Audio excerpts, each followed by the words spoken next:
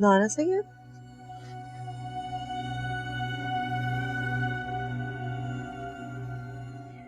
आपने बहुत गलत सोचा। किसने कहा कि आप कुछ नहीं कर सकती?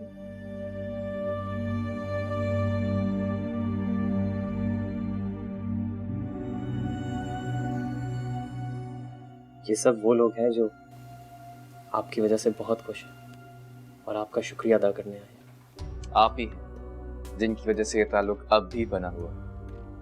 आपसे विनती है कि इस ताल्लुक को बंधा रहने दीजिए। बहुत से लोगों की उम्मीद है आप। पकौड़े खाने आती रहूंगी।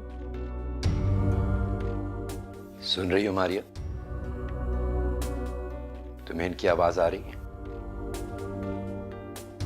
इतने सारे लोगों का दिल तो तुम नहीं तोड़ सकती।